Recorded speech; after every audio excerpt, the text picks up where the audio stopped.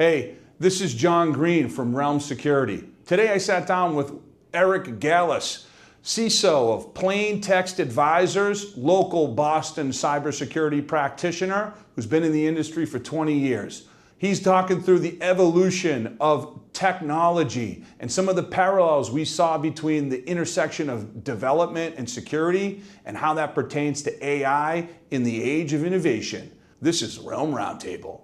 Eric, hey. Thanks for joining us, man. This is awesome. Thank you very much for inviting me. It's a great location that you got. I like where you're setting up here. Heck yeah, man. I really appreciate it. So, Eric, we've known each other for a little bit of time, but for the folks who don't know you, I'd love to hear a little bit about who you are and your experience in the cybersecurity space and kind of what your outlook is in the future. Yeah, so I've been in the cybersecurity space now for well over 20 years. Hey, you look good for someone who's been doing it for that Thank long, you. man. I wouldn't have guessed that was that long. Nice jeans. Thanks. And, it started off, went to school for computer science, and that's where they teach you to be a programmer back then. Right. It just kind of split off from the math department, and I realized while I was good at it, it was not what I wanted to do. I had one class in security. I'm like, that seemed pretty interesting, and was able to get into PricewaterhouseCoopers, PwC, early when they were growing their security practice very quickly, and we learned a lot during that time. And I think, Boston was a kind of a hot spot for security anyway. Sure. During that time. So right place, right time. Right a little place, bit. right time. And, I think that's been kind of a story. I've used an analogy in the past of like a hallway. And you kind of look at this hall, you're walking down this hallway, you kind of know where you want to go, but you're going to walk by doors on the sides, and sometimes they open up, and you just got to walk through some of them. So, eventually wanted to have a family. Consulting life is exciting and fun, but not necessarily conducive to having a family. So Yeah, went into I bet you industry. still have some airline miles you haven't used yet from those days. Actually, it was great for my honeymoon. That was First class around the world. That's great. So that's when I ended up going into industry and kind of did an accidental tour of the edtech space, where I was really focused on how do we secure our platforms that we are providing, so SaaS platforms, to our customers so that they can't steal our content, Right. They can't cheat, and they can't harass or stalk other people too. So there's a lot of safety pieces that were kind of bundled into that as well. Oh, So that's interesting. Yeah, I think part of the reason I've always enjoyed being in this industry is it gives you an interesting lens into the priorities of a company, right? Like from the outside looking in, as anyone who's in business or with a little bit of common sense, you can kind of understand some of what the intent of or the mission around a company is. But there's a really unique perspective from security practitioners because you're the ones in charge of keeping things running, keeping the train running without disruption and protecting the people inside. And I think a lot of times when you think of some of the places where you were in the past, you think of what the output is, but not necessarily how that could be manipulated to ruin the reputation of the company or to damage the clients that you guys were garnering. So that's been a quality of being in this industry that I think is interesting because you see those unique perspectives.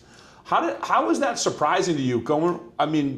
Obviously when you're in consulting space, you see a wide swath of things. Yeah. But when you got into edtech, you spent a few years doing that across a few different companies. So you have a pretty deep domain expertise of what that looks like. What surprised you around that when you made that transition off of a broad industry into something that was really specific for as long as you were in it? Yeah, so when I was in consulting, I was more industry focused. So I was in financial services. Right. So I would work with small regional banks in the area and then credit card processors throughout the country.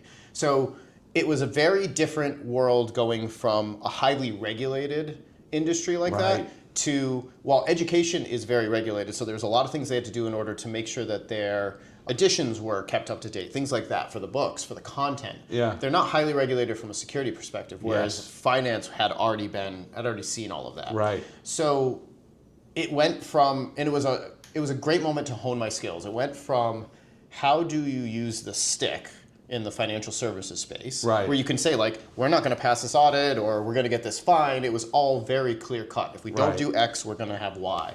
To how do you use influence more? And to your point, understand what the outcome that the company is looking for, what their business model was, and aligning the risks to that, and then influencing change. Because you don't have that stick anymore. You can't just point to it and say, if we don't do this, there's going to be this fine, because there's no fines coming. Right. It's all about that what I always refer to as the reverse lottery ticket of the bad outcome, right? Right. So every time you make a decision to do something that increases risk, you're buying this lottery ticket, basically. Whoa, I love that analogy. But you never know what's going to get pulled. Yeah, exactly. That's what I love is the reverse lottery ticket. And that's an awesome way to describe it to non-technical stakeholders as well, because I think a lot of people, especially recently, like the last 5 or 6 years, like the philosophy around, well, it's not if, it's like when, yeah. right? And when you think about it, you're like, well, you get nihilistic about that, and having it sort of fun as a lottery ticket, but also like you don't know if that lottery ticket is going to pull and it's going to be the Powerball, or if it's going to be the $5 scratcher that cost you more to buy the ticket than it would be the winnings. Exactly, and that's one of the things that gets missed when you kind of gloss things over with the. It's not if, but when, is sure, a determined attacker is going to get into any organization, right? But is it going to be a non-determined attacker? That's just a drive-by. Like they're driving by and they see that the door is wide open. Totally. Or is it going to be over and over again, which adds that cost? So there is actually bad outcomes that come from that nihilistic attitude if you don't keep enough kind of skepticism. Right. Yeah, that's awesome. Almost like throw the baby out with the bathwater when you incorporate that as your philosophy, because you at first it probably is a really big motivator. And I can imagine that cultural shift from financial services to education technologies. You were educating a lot of your stakeholders on what that impact was, and there wasn't a clear law or regulation you could point to adhere. And so having to create that potentiality and inform them, know that whether you like it or not, you've enrolled in the lottery tonight. You're playing Keno. You just don't know what numbers are here, and I can give you a better set of predictions on maybe I can get 5 of the 6 numbers ready for you, and there's still going to be an air of mystery around it. How has that changed for you? Was it like quick for you to kind of establish that culture, or did it take you a couple repetitions before you felt your stride on creating that narrative where you weren't using that FUD or using some of the industry buzz to get what you needed? Like, how did that change from consulting to kind of running your own shop? So in consulting, you do exercise that muscle to a certain extent, right? Because there was discretionary work that we did as well. But in security, a lot of times when you're an individual contributor, when you're practicing, you have a very black and white mindset, right? Sure. There's right and wrong, there is hacked, there's not hacked, there's ones and zeros. Right. So being able to get to gray, that's a big shift. And I'm honored that you say that I've gotten there, but I think it's something that we have to practice every day. Sure. That as a good leader, and I'm not saying a cybersecurity leader, I'm just saying a leader, because that's what we all need to be, is true leaders in our organization. You have to be able to understand the other's position and speak in their language. And that's something that I have to practice every day. And yes, I got kind of thrown into it early on when I made that change, because it went from, again, that stick to here's what's going to happen if we don't do this, and then waiting for it sometimes to come to fruition, heading it off, and then addressing it. And it takes time and iteration, and it's always a learning path. Yeah, that's interesting. I think one of the other things I'd like to pull the thread on is you talked about moving into the technology space yourself at a time when not only was cybersecurity changing, right, and some of the clarity around best practices and more regulations started to pile up outside of some of the more obvious places like financial services or healthcare. The things got a little bit more defined, but also what you were protecting started to change rapidly. Like when you made the move from PwC into edtech, that was right around the time like technology had taken a big leap and started to accelerate in innovation. And the nature of what you were protecting was changing really quickly. It might not have been the same from year to year even. Like, talk to me a little bit about that. That's a place that we're really interested in over here, is like kind of the different evolutions of the underlying technologies and the concepts that you have to adapt to protect things as things change. Yeah, and I love that question, because that really was my experience in edtech. When I came on, the majority of the revenue that they were getting was still from a book. Right. They were still shipping books to geez. and not just the majority. We're talking like 80%. Yeah. So we were almost like a little startup within that organization. So it went from a CD in the back of the book, right, to a URL printed in the back of the book, right, with just a little bit of extra content, maybe some videos, to a full platform where you're doing your assessments, where you're doing all of the content can be had. There's rich content, there's practicing, like there's all this additional work, there's a grade book.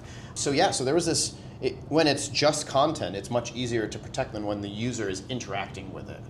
So, and then at the same time, like the pirating technology was growing as well. So the ways that they would try to steal that content so that you'd pay for it once and then share it with all your friends. Definitely don't have any experience with that. No, I'm just kidding.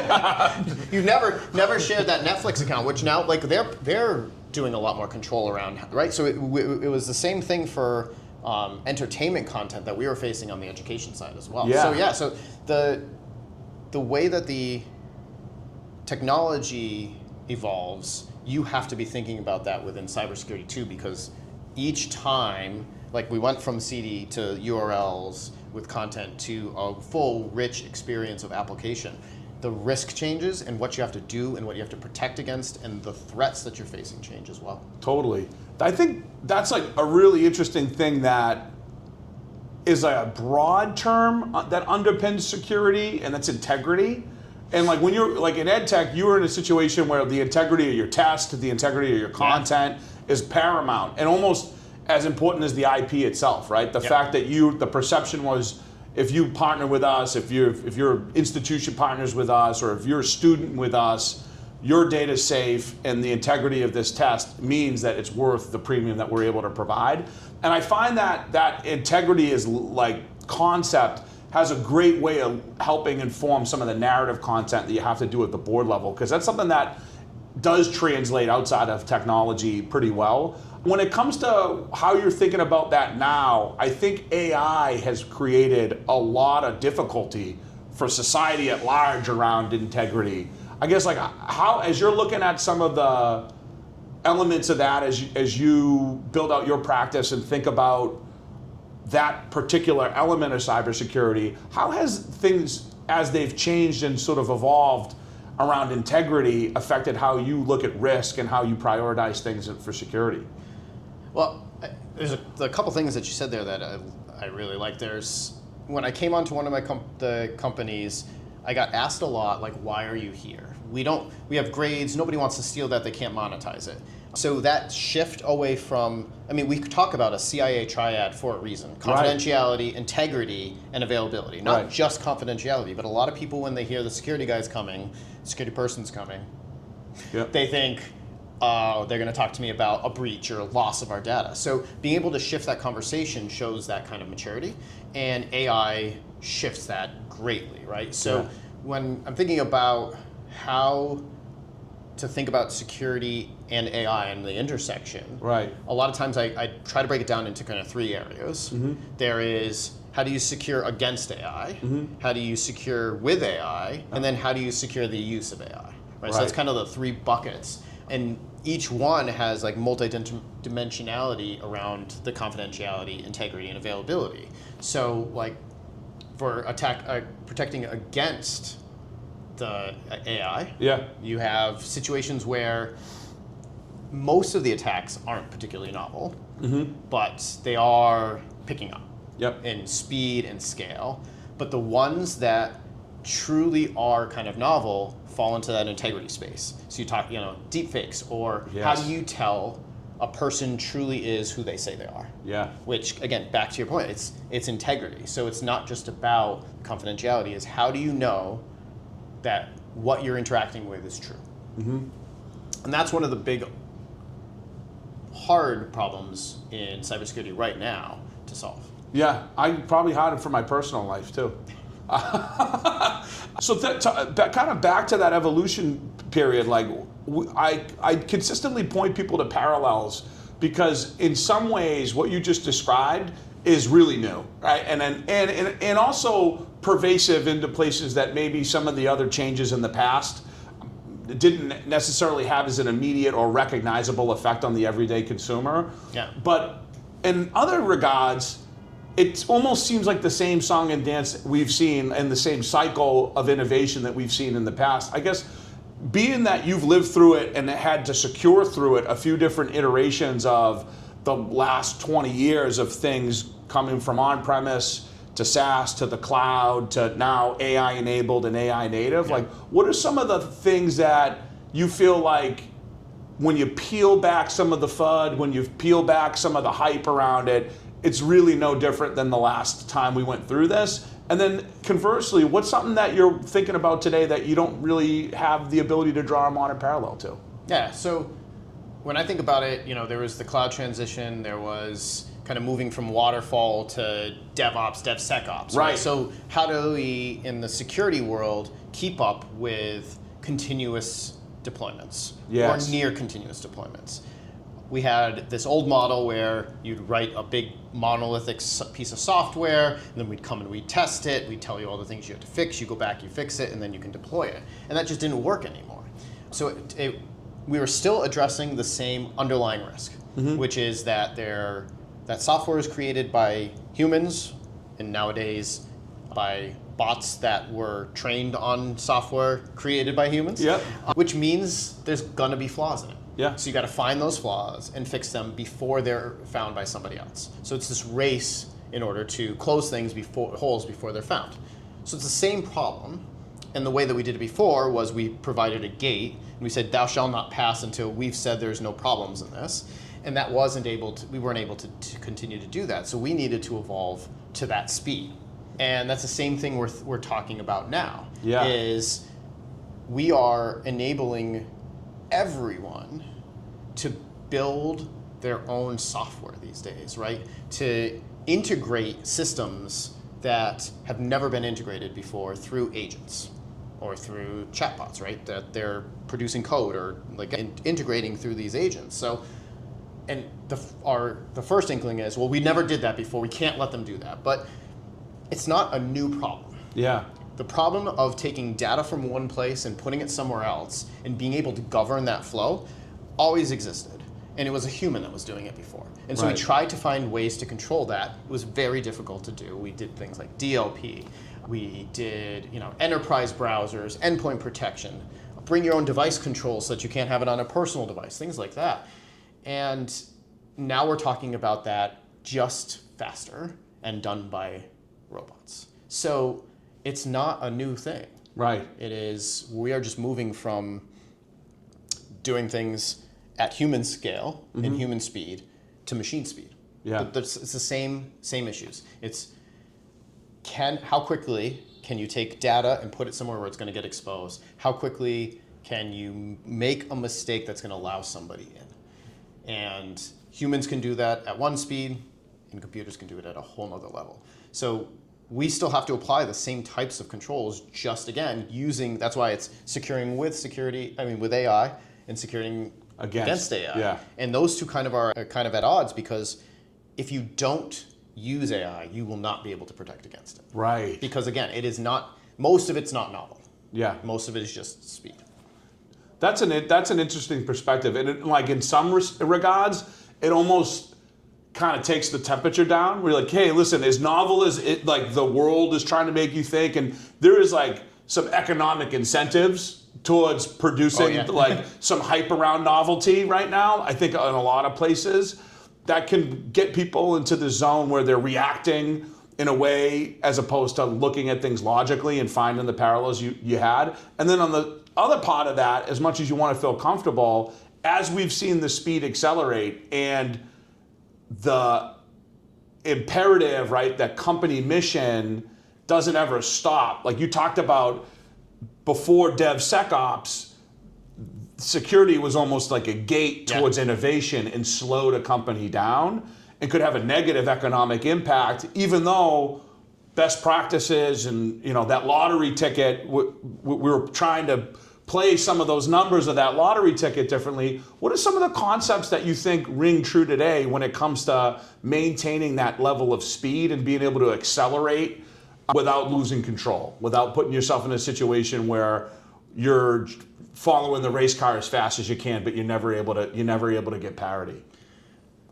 I think the idea that Netflix had paved roads is one of the great ways of thinking about this. And I like to take it a step further. And if you've ever played Mario Kart, I have. I have a 10-year-old son, so I play regularly. All the time. Yeah. So what is the worst level? I don't know. I'm so bad at the game, I couldn't tell you. Which one? Rainbow Road. Rainbow Road? I love that one. I only like it because are probably the only person I've here's why. Because I have a 7-year-old daughter, and she thinks the visuals intoxicating, and so that's why I like Rainbow Road. It's just because it makes someone else smile. But I lose pretty consistently at that level. Yeah. Because there's nothing on the sides. Exactly. There are no guardrails. No guardrails. So guardrails. That's the way that I like to think about it. It's not about a gate. Yeah. It's about a guardrail. And when you hit the guardrails, you slow down. And you try to avoid hitting them, but you don't fall off the edge. Right. So how in security do we build those guardrails so that if people get close, we slow them down and we push them in the right direction, but we're not a gate that's stopping them. And this could take the form of, if you're going back to the DevOps analogy, right? Yep. And looking at it from that perspective is building a SAST, so the static application security testing, acquiring that, putting that into the pipeline, and instead of being the gatekeeper that looks at the output, just providing it to the developers in a way that they can consume. So instead of them waiting for you to tell them, they are enabled to understand the quality of their code in near real time. Yeah. And even the real good ones have almost spell checking for it. So it's underlines it. So that's the kind of innovation that we need around AI. And one of the things that I've done is on the governance side, you should be able to come up with a set of questions that are relatively small. We came up with 5. Okay. Where if you ask these 5 questions and the answer is, depending on how you frame them, yes or no to all of them, you move forward with your AI project at whatever speed you want. Oh. You go do it, tell us about it, we're gonna keep our eye on it, but you're not putting our core business at risk, you're not putting our data at risk, you're not putting customer data at risk. There's certain things. Yeah. And each company's gonna have a little bit different mix. But it gave you the ability to say, you're an adult, answer these questions truthfully, and then you can proceed at your speed. Now, if 1 or 2 answers were not what you wanted. Yeah. I don't know. Or you wanted yes and they get no. Yeah. Then it's okay. Let's have a conversation. Yeah. And try to be more of not like that instead of no. So I want to do this. Okay, maybe not like that. Maybe we could do it this way. And you guide and you give them policies, you give them procedures, you give them those guardrails, and then you say, okay, check back in X number of days. Tell me where you are. Yeah.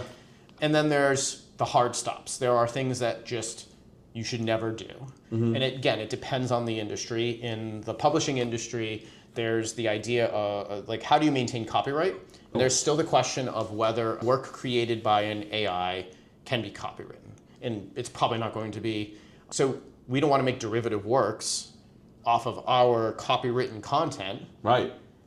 Because you can't monetize it. Because you can't. Because you lose the rights to it. Correct. So that's a hard no all the time, right? So, So you're able to take things and bucket them quickly into that's really too risky for the business. We could probably do it, but you're going to need a little bit of help and we'll help you through it. To, go for it. Go experiment. And by doing that, we were able to keep everyone close and monitor all of these projects. Because the bigger risk, I think, from AI, at least in early days, and I think it still is that you have 10 different people all trying to do the same thing, and they're costing the organization a ton of money, whether that's in the AI licenses they're using or just their time loss. Yeah. Because everyone is trying to solve the same problem of productivity or one little piece of their workflow, which is exactly the same as somebody else's workflow. Totally.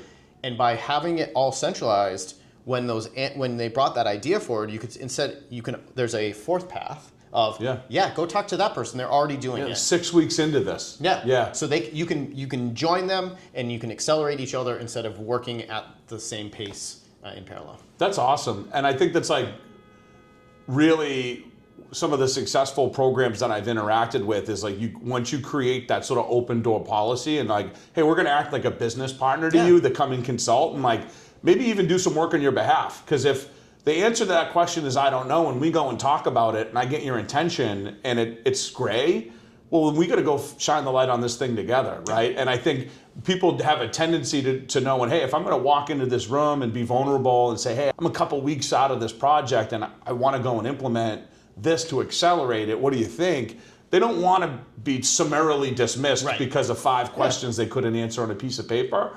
But letting them know and communicating and creating an internal vocabulary to know that hey, before I come talk to Eric, I might want to think about these questions, because depending on his answer, it's going to be a longer or shorter conversation than it needs to be. It also prevents a lot of unnecessary friction where the friction isn't actually real, it's just perception, right? Exactly. There's a perception that I can't do this, and it's actually, if you had told me, I would have said, go. Yeah. We all need this. No one's thought of this before. This is a really novel use case.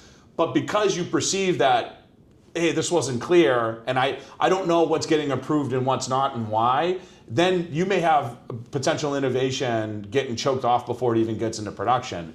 And I could really resonate, and I'm sure Tyler, who's filming this right now, can as well, because we're a small team over here at Realm, and there's definitely projects that people have independently jumped off at, whether it's on the go-to-market or engineering side, and then we've kind of met and be like, hey, wait, you started working on this, I'm working on this. And so I think outside of even security and technology, I think a lot of companies had made that big investment, and they said, hey, we've got the Claude license, we've got GPT, we've got Gemini, we've got Greene, whatever, everything's all hooked up.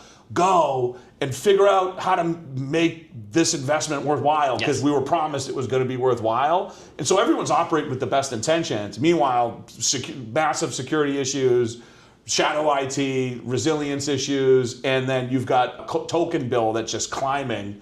And I like that you brought that up as well, like tying things back to the financial risk of innovation as well. Yeah, because there's the 2 sides of it, right? Because the token cost, we're seeing now that the all-you-can-eat buffets are going away. Yeah. Anthropic was one of the first ones to pull back, and I think they're all going to do it. I can't believe this, by the way, too. It's the same thing streaming did to us. The only reason I went to streaming is because there was no commercials anymore. And now I'm watching a weight loss drug commercial every 40 seconds, I feel like. I don't even have the diversity of the local TV commercials when I'm watching Netflix right now. What's going on?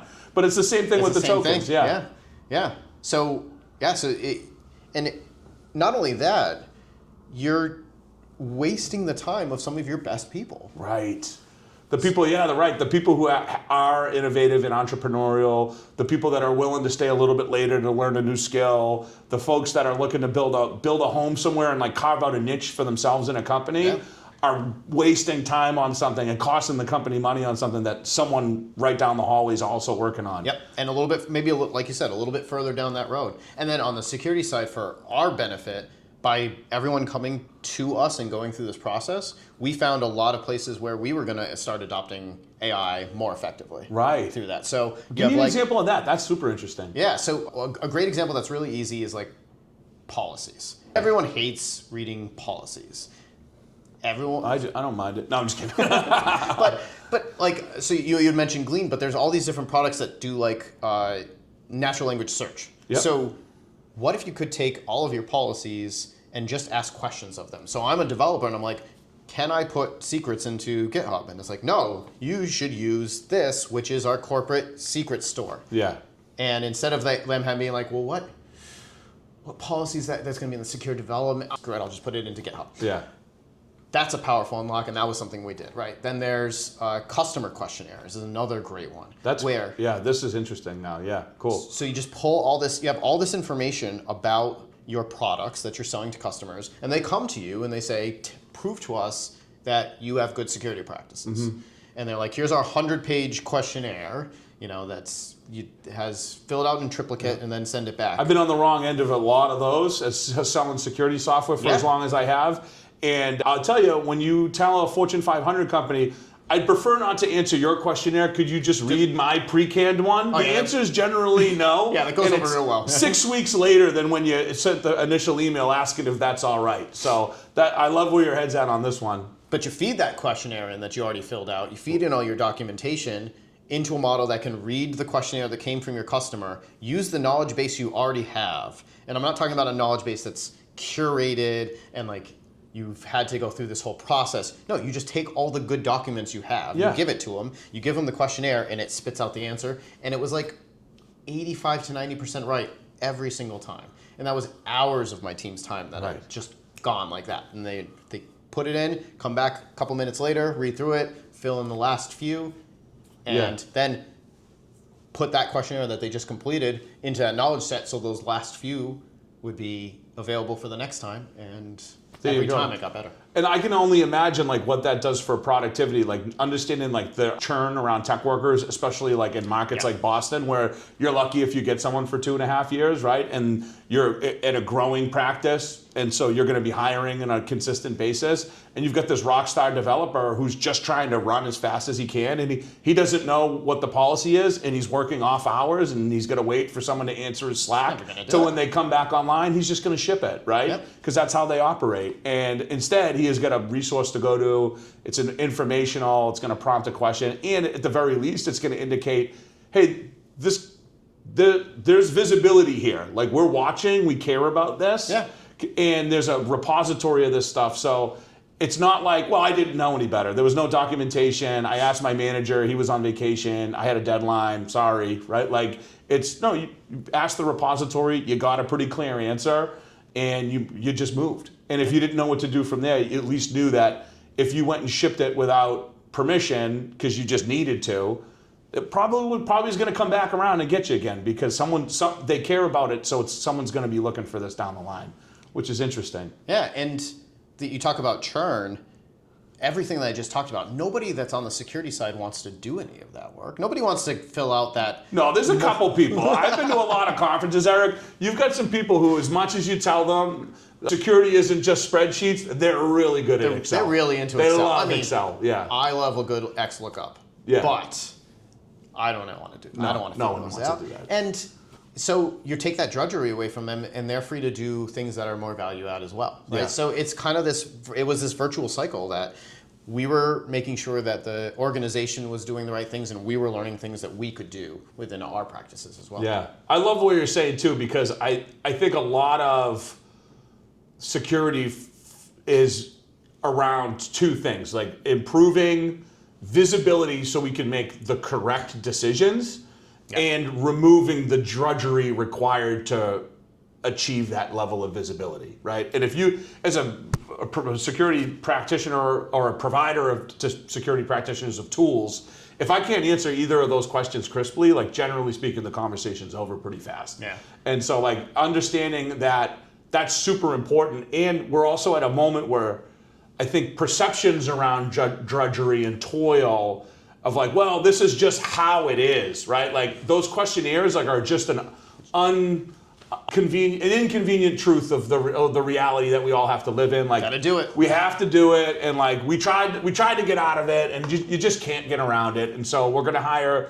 Steven, and he's going to be the guy who just lives in Excel until we finally can't take it anymore, and we have to promote him or he has to leave, right? Like, and now that guy is like not living in that world, and there's an opportunity to iterate in ways that are way different and probably more effective for everybody, which is cool. There was a concept when we were chatting in preparation to this around a security hot potato that I just thought was like so funny and interesting, and I loved the analogy. So I'd be remiss, like we're having some pretty productive chats now, but like love to hear a little bit about your viewpoint on that and kind of how that translates to what we were just talking about. Yeah, so a lot of times I'm trying to think of how does security, and me you in particular, use my expertise to see adjacencies to help out the organization I'm with. Okay, yeah. Whether that's an organization I'm advising for or an employee of. And I think AI was a great example of that, because there's certain risks that are owned by parts of the functions that exist in an organization that are well understood. So you have legal has certain risks that they are laser focused on. And again, in our industry, it was about copyright protection, right? You have security, who's, can the model be manipulated? Will it expose data? But then there are other risks that AI presents that are net new. Yeah. That nobody is really owning. It's that hot potato that you were talking about. Yeah, exactly. I love that. I love the concept of ownership as things get gray, because I feel like DevSecOps is another one of those parallels where there was, before that, devs were over here, security was over here, and it was throwing stuff over the fence to the other guy. It was almost like an antagonistic relationship in some of the worst cases, competitive in some of the better cases. And then it became like almost an integrated practice as people realized that the gray between both practices were actually where the risk lies. Yeah. Right? And so I'd love to hear a little bit about how how you're thinking about that. That's cool. So a great example is safety risks. Yeah. So in the education space, you want a personalized interaction for your students because that's how they learn best. Yeah. Everyone learns a little bit different. So if they can ask questions of like a chatbot that has access to your content, that's a really powerful way to teach people. Problem with that is, as a human, to look out for certain, like especially if you are trained in this, to look out for specific indicators of like self-harm or harming others. And that's not something that we've trained into this AI. And nobody's asking that question, right? So those are the kind of things that in your organization, as a security leader, you are trained to look for, to break things. Like that's what we do. That's why we're here, most of us, right? Is we like to look at something and be like, okay, everyone uses a hammer to put a nail into a piece of wood.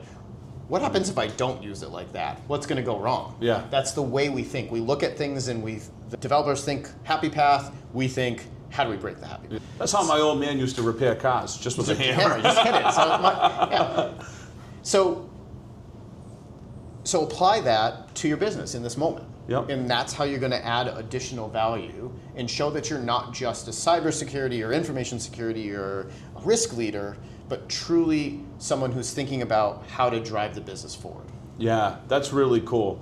And I think that like as the role of CISO is evolving and there are different implications around like the integrity of a platform, right? There's a lot of scrutiny on, hey, how is my kid going to interact with AI, right? And edtech is a great example, right? Like, and in some cases, like there's been some really wild amount of harm produced by certain platforms out there in the world, regardless whether it's education or for pleasure or social media, that because there hasn't really been a definition around it, that there hasn't been the opportunity to help. And I think if, Anthropic is a real kind of an interesting example. There was a big publicized thing about certain guardrails they wanted to have on their platform, which put them kind of at odds with the federal government, whatever your politics are. Like, that's a great example of, hey, like, at what point do we take this as an opportunity to differentiate? To say, like, cybersecurity isn't just, you can count on our platform staying running when you need it, and your data that resides in our platform is going to be maintained safe. But we actually have your overall best interest in mind. And as a company, there's values and ethics here that you can depend on that aren't going to change with the wind. And I think like as we are in this kind of wild, late stage hyper-capitalism driven by AI and data center and stuff, I think there's like a opportunity for companies to show, hey, we're kind of a different flavor of that. And we're willing to secure things that maybe aren't necessarily under that purview.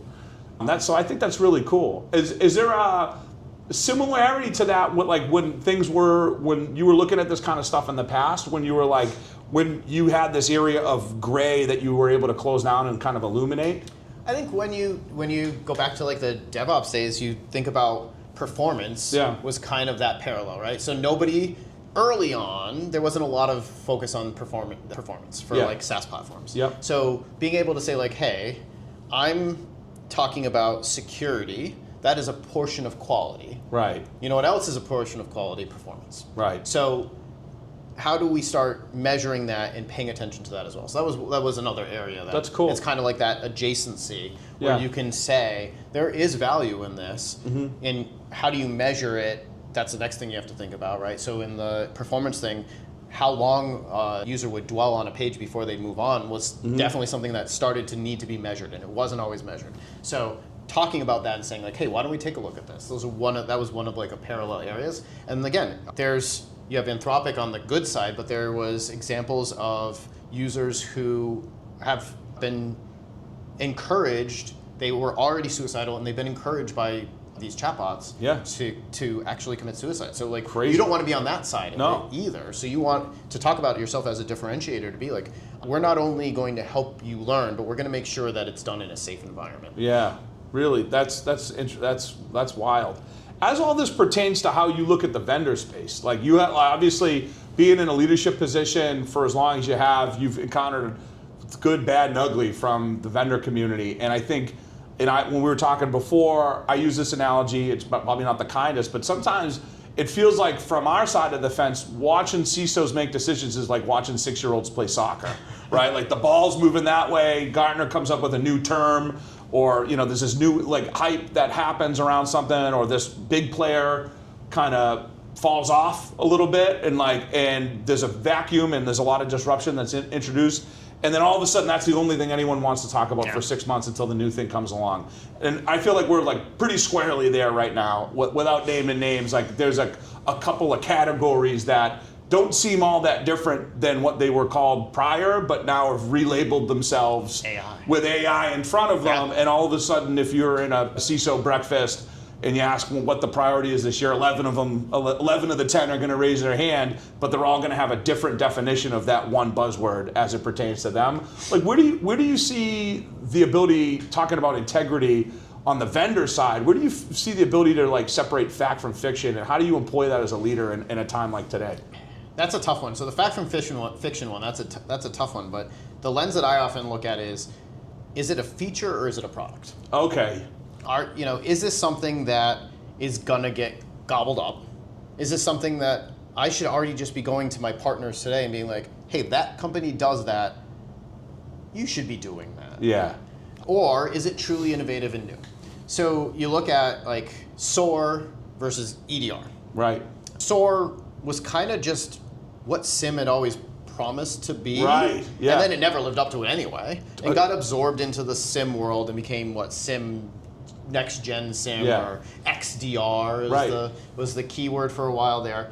You want to avoid that. That's you were talking about like the 6-year-olds playing soccer, exactly. right? That's running to the ball, right? Yeah. Like, oh, SOAR, we got to go do that. And it's hard sometimes in the moment to see that differentiation, but if you look at Endpoint, it was a game changer because they were still solving the same problem but in new ways. So in EDR, they moved from signatures to using heuristics and machine learning, and then backing it with a group of people for that gray area. Right. And it became this whole service offering that was much more effective than its predecessor. And I think that's why that stuck around, and all the SOAR players got picked up because they were features. It was, how do we do an if this then that's, which is again what SIM had always promised that they should provide. And what like half of the big SOCs were doing with a Python developer on their staff anyway. Yeah. And then turns out that you needed Python in order to operationalize a lot of those tools at the time too. So but now you just ask Claude to do it. Claude to do it, exactly. He'll do it. He'll do it for you. And we'll see what the token cost is going to be down the line as he continues to repeat that action over and over and over again.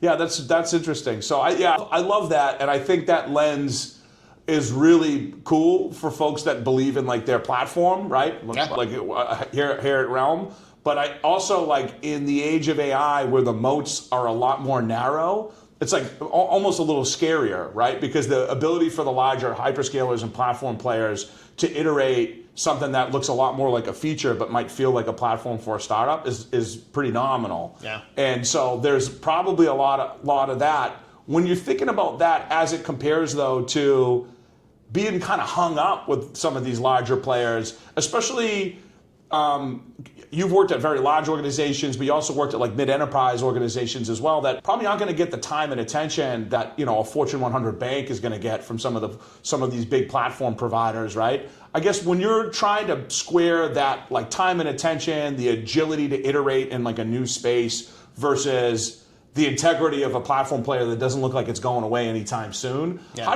do you make some of those decisions as a leader, or how do you rely on your team to help you make some of those decisions for you? Well, it comes back to you shouldn't be buying a Ford. You should be buying a type of vehicle. Right. And so when I talk to my teams, it's not do we want to invest more in this platform? It's what is the they're like, oh, we're going to buy this new license. It just came out. It's great. What are you trying to do? Yeah. And it always comes back to what is the problem that you're trying to solve. Right.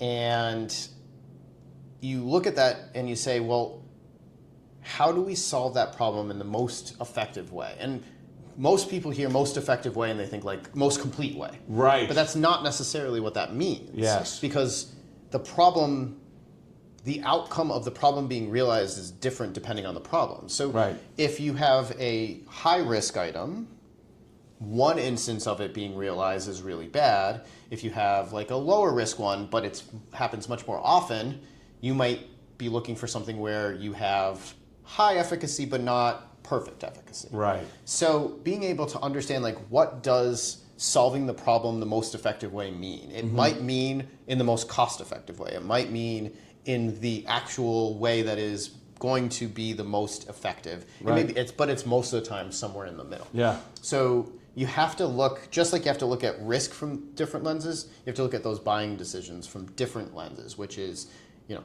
but starting with the problem and what does the solution look like? Yeah. And I find like having coached a lot of people through sales processes, right? Like sometimes too, like we talked about churn, I have more experience transacting with a company than the person buying the software. If I've had them as a customer for a long time and the leader is new or the person who has the initiative that I'm helping them work on is new. Yeah. And I find that being on that kind of consultative side, if they can articulate those things, hey, this is the problem, this is the frequency of the problem, this is the completeness we need to address the problem, and here's how I made the decision for this F-150 as opposed to the Chevy Silverado, and it's because I already have a fleet of Fords and I got a really good deal and I didn't need the full trim that I was going to get with the Silverado. Or it could be that, hey, we're moving away from Ford and I'm going to go with the Silverado now because we're probably not going to have too many of these down the line as we change our relationships. And I think that communicates to the non-technical part of the business in a way that sometimes when you're talking to engineers, there is a binary, right? And I'm sure you've had to deal with that. Stuff gets referred up to you where you're like, yeah, I love it. I love that you want to go all in and solve this problem 110%. But this isn't a $500,000 problem. It's a $30,000 problem. Exactly. Yeah. And to really stretch the analogy, past the breaking point, I found that a lot of times it's not just like the Silverado versus the F-150. I think I got the right one. Yeah, I think so. Yeah, we're talking trucks. Okay, But they need a truck, and they bring to you the Fiesta because they're a big Ford person. And that's not what we need. Right? Yeah, guys. We don't need the subcompact right now. Yeah, I hate these analogies because being a salesperson, you get called a used car salesman like semi-annually if you're doing your job right, once a week if you're doing it wrong. And when I was always encountered with those, especially someone who had a previous life in the trades, and they were like, well, I don't need a Lamborghini, I just need a Camry. I'd be like, listen, I'm selling tools.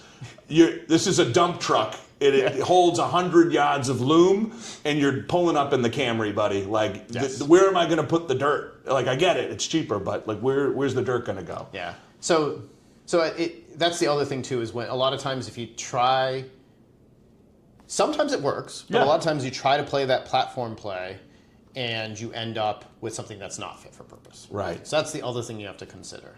Is it fit for purpose? Is it the right thing that I need? And sometimes you don't even need anything at all. Right. And you're just looking for a new shiny. Yeah, totally. You just ended up, someone tricked you into doing a demo, and all of a sudden you're like, hey, this looks pretty cool. And again, to your point, maybe you do have that problem, but it is a $5,000 problem when you have a stack of $100,000 problems, and you're solving a $5,000 problem with a $50,000, $100,000 tool. Yeah, and at the certain point when you have a tool chest full of the best tools there is, but you only use the hammer once a year, the person who's funding the tool chest is going to ask you to maybe sell some of what you got. You got to get rid of some of that. And you're going to lose some integrity the next time you come back and say, hey, I think we need the top of the line jackhammer for this one. You're like, well, do you? Do you really? The last 3 times you told me that, and I haven't seen you use it all that much. Yeah. When you're trying to create business-enabled teams, which is sounds like something like the kind of we're talking about that now is important, right? Being the arbiter of the cost of a problem versus the solution, is awesome in leadership and necessary because ultimately you're the one who has to represent the team's interest and the business's interests in the boardroom or in an executive meeting, right? But in order to help them help you by doing some of that blocking and tackling early, what are some of the things that you've done that enable the folks that have worked for you and around you to think about the world in this way that is like derivative of like your consulting background and really trying to understand and quantify risk monetarily? Like how does that push down to someone who might see the world a little bit more binarily, like as an engineer? Yeah, so it's a lot of times switching roles. So if somebody doesn't believe in what you're saying, why don't they believe in what you're saying? Why would somebody argue against this? And don't just come up with like, they're always going to come up with, He stinks. They're lazy, they don't want to do extra work or whatever. No, go past that. You're actually in that role. Yep. And somebody is coming to you and saying, you're going to have to go do this thing now, or you have to go spend this money. And you don't want to. Why? Like actually put some time and thought into it. And so we always did this red teaming exercise. Sure. So you basically just say like, here's my idea. Yeah. And then there are people whose job it is to be like, well, have you thought about this? And when you do the red team right, you don't respond as the person presenting the idea to each of these. Right. So your job is to just stand there and they're like, have you thought about this? Have you thought about this? And there's all these challenges they throw at you and you have to write them down and say thank you. And then you go back and you read through all of the challenges. I would have a very hard time with that. It takes a lot of practice. I'm a mouthy guy. I want to respond. Yeah, you need a referee. That's right. Is that the role that you would play? Were you the ref? Or I try not to be. Okay. Right? You try to put somebody in that role that's not the leader because it gets a little intimidating. Yeah. Yeah. So that, and then they just say like, okay, yeah, I know you want to solve this, and you'll have your chance. So, and it just makes every presentation better because you start to think, oh, so that's the reason why they don't want to do that. And I keep going back to development because I've lived so long in SaaS world that totally. And there's like competing incentive structures between development and security as well. So that's a great example. And right? that's exactly where I was going to go with that. Is if you think like, well, he's lazy. It's not that the developer is lazy, and you hear that a lot from application security people. Yeah, I've said it. To try to encourage them to purchase things. Yeah, that's right. So, but it's not that they're lazy, it's that they're not incentivized to go back and fix the code that they've already written. Yeah. They have features that are required that, I mean, to be honest, the whole company is incentivized for, because if you release that feature, they've projected some amount of revenue behind that. Right. And that's why they're asking the developers to put time into it. So when you are asking them to go back and fix something, you are saying, stop working on a thing that's going to make us money, a thing that your bonus is tied to something that's not. Yeah. And that, like, forcing people to think about other people's positions in a non-judgmental way helps them to build that literacy. And if they can't, then that's a thing to point out too. Like, well, why can't you understand their point of view? Maybe you need to spend some time doing some development work.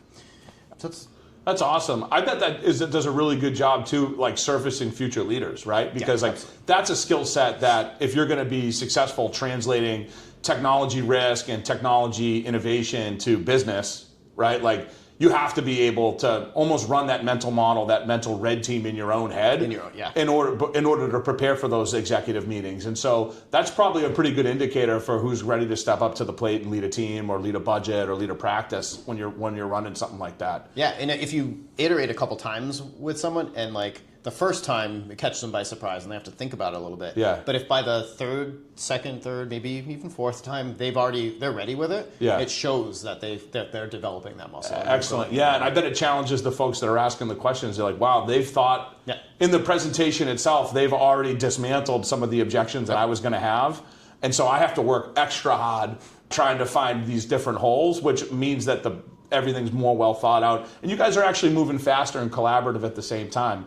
I also find that like some of the things that we've seen talking to different customers is with a lot of the opportunity that comes with AI, it also has created some silos, right? And like you used it as an example of ways to bring people together and stuff. Yeah. And I think that red teaming model that you just described, that mental model, is a way to bring people together, similar to what querying your policy would do to actually get people into the room to think about the policy because they know it's there. To like, hey, no, this is like, yeah, you have to be ready, you have to be prepared, but it's actually encouraged for me to be vulnerable and to put myself in other people's shoes. And this is a service to me to get my initiative done faster, because having worked with someone that's championing a project and there are internal blockers, but they don't have a vocabulary to draw that blocker out and surface, hey, I'm nervous, right? If we implement this, then the downstream effect is going to be that. And they never have the opportunity to say, no, like, we tested that thoroughly in the evaluation. I didn't even know that was on your radar. Had I would have shown you the results of that. We see that in our space. We're filtering data that comes from sources to destinations. And one of the biggest concerns that people have is, what am I missing? Like, I was getting everything before. Hey, that's great. You could cut my bill by 60%. What do I lose as a result? And so a lot of the perception people have as we talk to them is like, hey, I love the idea, but I'm worried. But they don't know what they're worried about because they haven't thought it through. And it's our job as someone who's thinking through the problem pretty thoroughly to say, I bet when I say this, you either think that number is inflated because I'm a salesperson, so I have to show you why it isn't, and you're worried about what happens downstream. Give me the opportunity and we can have that conversation if you're open to it, right? But if you're not thinking about what they're thinking about and you're having that conversation, you're just looking at the guy and you're like, why don't you want to save money? Like, don't you all, doesn't everyone complain about not having enough budget? What's your problem? And it's like, no, the problem is, it's my neck on the line if we miss a detection because I was trying to save a couple of bucks, right? Like that isn't going to work. So yeah, that's really interesting, and I think that's a really cool way to think about it. What are some of the challenges you had when you're enabling people that maybe didn't work for someone that had these kind of mental models and this sort of more of a collaborative view of security? Maybe they came from that traditional security is the institution of no kind of environment, or that regulated environment where they had, you know, the power of some sort of industry regulation to sort of point to get their way consistently. How have you brought people around to thinking like this? That's, again, I think through most of the things that I was talking about is the forcing them through red team exercises, forcing them to do that thinking on their own, and then eventually everyone either is part of that or can't. Or they select out and they're like, ugh, I can't work at this. It was way easier when I could just I could just cry about it and get my way. Yeah. And I think the really challenging folks are not the ones that like select out or are so hard no that they don't work in that collaborative environment. Right. There's the ones that they were so used to that yes, no, that they had a framework that they could bring and say like, does it fit through this hole? If not, then no. Right. That they, when they're faced with having to back up and not say no, but say something more like, not like that. Yeah. Or how about we try this instead? Maybe tell me more. Yeah. Right. Yeah. That they had the screen that they were checking. They were like, yes, this fits. Yes, this fits. But when it doesn't quite fit, they didn't have some of that expertise in the back end. Yeah. And so that surfaces that missing piece where Totally. they may look like a specific type of security practitioner and they were just using heuristics for it. Right. And they had a framework that they were able to qualify everything in and out, but the domain expertise was absent behind. And sometimes you can get them past that and they start to learn, and sometimes that's not what they want and they're just meant for somewhere else. It's a different kind of zone. I can imagine, as you know, we're talking today a little bit about some of the successes and some of the logical stuff you're talking about, AI implementation and the way you frame those three buckets around AI. That particular security person is going to have a really difficult time in this world that we're moving into. Because a lot of that is going to disappear. Yeah. That just applying the screen to it. They don't need a human to do that, actually. And on top of it, the Anthropic or the chatbot or the Greene that's coming back to your entire policy database, they're going to be able to go to the internet and explain to you why it's bad networking practices to do that in the first place and all that stuff. And yeah, that's super interesting. I guess like last kind of final thoughts, like as you're looking forward and thinking about this kind of change and all of this evolution, What's got you like excited? What's got you like pumped up beyond some of the stuff we've already addressed? Like anything new and exciting or anything on the horizon that you're seeing that is like, wow, like I wish we had this 10 years ago when I was running things over here, or boy, this is gonna be awesome because I'm gonna be able to go learn a whole new practice or domain. I think the amount of detail that is abstracted away by AI today is the most exciting thing for me. Yeah. So you saw it first in like a really good SOC analyst when you first started getting the early chatbots, they no longer had to remember syntax anymore. Right. So like it didn't matter if you were a Splunk shop or a QRadar shop, aging myself with that one. But it didn't matter because you could ask the question that you wanted to ask in natural language of the model and say like, how would I write that in Splunk query language? And then it spits it out and you run it and then you have your information. Mm-hmm. And we're just seeing that embedding more and more. Yeah. So that the people who are really good at thinking through the permutations of a problem are empowered to solve it using a broader tool set. Yeah. That's the most exciting thing for me. So if you can see the totality of a problem and you're like, well, I would need to write a Python script to do this. Go back to before you're like, okay, now I have to go learn Python or find someone who can. Now you just say, hey, I need a Python script that does X, Y, and Z. Or take this file and make it look like this file. Like there's so much power in that that it unlocks the drudgery and allows people that truly see problems to solve those problems. Yeah. Mostly by themselves. It's so interesting because that to me is, as a non-technical member of the cybersecurity community, is incredibly exciting because there's always been this like sort of arcane knowledge required to be able to participate. And at a certain point, your ability to communicate in that sort of magical language of whatever domain expertise you possessed was a barrier to be able to get understood or build rapport, or even to see resource as someone that could solve a problem for you because they weren't speaking the language, that arcane language, that hyper-specific language that you knew. And I feel like it almost democratizes the ability to solve problems where logic, common sense, collaboration, and empathy are far more important than your domain expertise on a proprietary software piece of language or API code. Specifically around the software or the proprietary language, I think it shifts the domain expertise that you need. Right. So a good SOC analyst now needs to understand attack chains, not understand like I said, the query language. Yeah, KQLs or Sentinel, right? Exactly. Yeah, that's interesting. Well, that's great, Eric. I got to tell you, this was an informative, thoughtful discussion. Anything you want to say? Anything like last thoughts? Any parting words that you feel like you're like, hey, I'd love to plug for yourself, or anything that you're interested in, or feel like you didn't get to cover today that you're hoping to? I mean, if you're giving me the red carpet here, I would say like if anything that I've said is interesting to anyone that's listening, I'm doing my own advisory work now. Plaintext Security Advisors or plaintextadvisors.com, and I really believe that there is a huge unlock coming for security teams around their use of AI if they just start embracing it in the right way. Awesome. Eric, thank you for taking the time, brother. Awesome.